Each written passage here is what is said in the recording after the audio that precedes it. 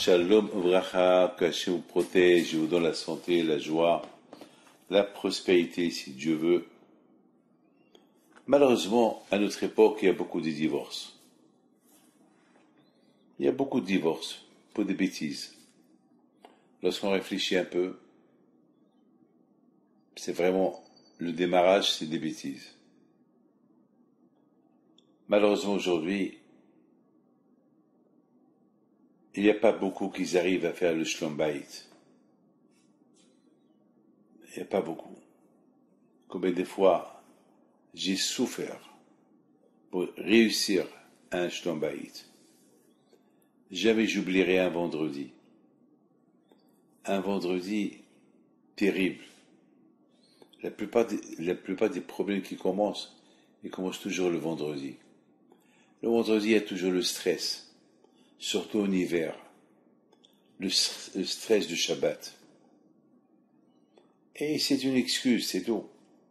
Beaucoup des fois, il pleut dehors, et le mari, il arrive à la maison, et la maison, elle est propre, et lui, il rentre avec ses chaussures, ses sandales, sales, il salit la maison, et la guerre, elle commence.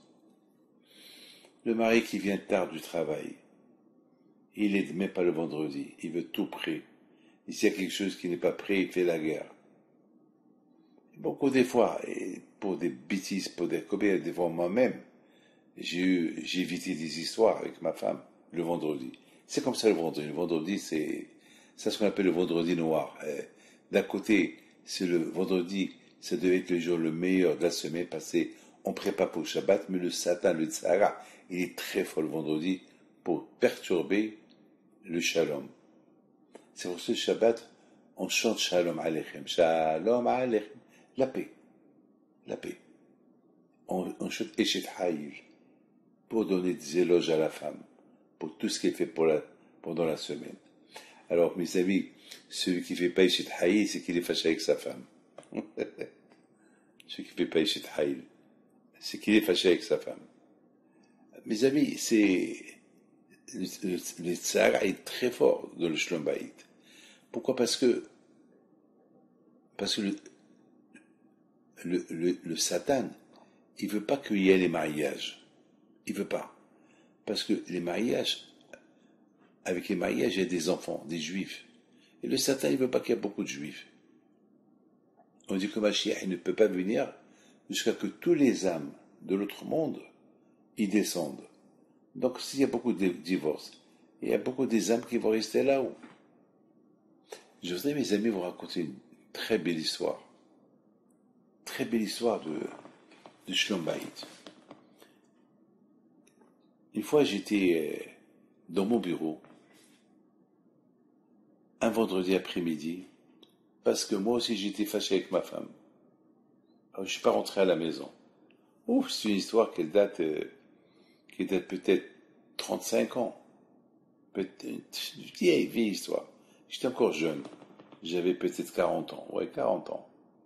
Donc, moi aussi, ne croyez pas que... Moi aussi, j'ai passé des moments... parfois, c'était de ma faute. Enfin, vous savez, le mariage, il faut se la fermer. Sinon, c'est maintenant avec l'expérience de la vie, mettons, on conseille les gens comment agir. Et nous aussi, on a passé des moments durs du Shlom Bayit. Une fois que c'est de ma faute, une fois que c'est de sa faute, une fois que c'est moi, une fois que c'est elle. Mais même si c'est de ma faute, bien sûr, je vais dire, c'est pas de ma faute, c'est de sa faute. Et c'est comme ça. Et peut-être tout autre c'était de ma faute. Peut-être tout autre c'était de sa faute, on ne sait pas. Mais dans la vie, il faut savoir se calmer. Alors jamais j'oublierai. Et c'est ça qui m'a poussé à faire la paix avec ma femme. J'étais au bureau, et le téléphone il sonne. À l'époque, c'était monsieur Alimi, Zechrono Lebracha, qui répondait au téléphone. Alors, il n'était pas là, parce que j'étais seul, c'était un vendredi après-midi. Je réponds au téléphone. C'était une femme qu'elle appelle, elle se plaint de son mari. Elle se plaint, moi je lui donne des conseils. Elle se plaint et je lui donne des conseils, elle se plaint et je lui donne des conseils. Et à un moment donné, je commençais à me parler à moi. David, tu es en train de donner des conseils aux autres, mais donne les conseils à toi-même. J'ai terminé avec elle, je suis parti à la maison. Je tape à la porte. Ma femme, elle ouvre la porte, elle me regarde, elle fait un sourire. Alors tu es venu? Oui, je suis venu. Qu'est-ce que tu veux, que je repars? Non, non, c'est chez toi. Mes amis, il a fallu que je reçoive ce coup de téléphone pour que je me rende compte que beaucoup des fois on se comporte comme les médecins des autres et on n'arrive pas à être médecin pour soi-même. Le shlom bayit, mes amis, il faut qu'il commence par moi. Avant que je m'occupe des autres, que je m'occupe par moi. Beaucoup des fois, on est concerné des autres. Mais pense à toi-même. Sois concerné à toi-même. Heureusement, le bon Dieu m'a envoyé cette femme-là, un vendredi après-midi. J'étais à l'Yeshiva, tout seul, en plein guerre avec ma femme, pour que je lui donne des conseils, que finalement je lui dis, mais attends, beaucoup de fois, on pense qu'à autres, on ne pense pas à nous. Et finalement, je me suis rendu compte dans mon histoire que c'était de ma faute. Mais il y a ce qu'on appelle l'ego. L'ego qui veut dire, je suis l'homme. Je suis l'homme avec le chapeau, la barbe, c'est moi. David, t'as beau être ce que tu es, réfléchis aussi. Mes amis, c'est tout ce que je veux vous dire. Que le bon Dieu vous protège et que toujours un shlom bayit.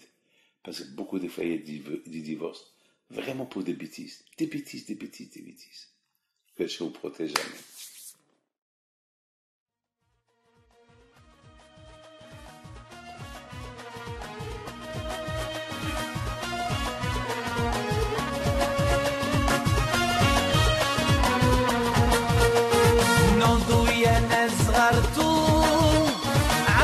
حي بينتو وقف لنا زي خوتو يا وز خوت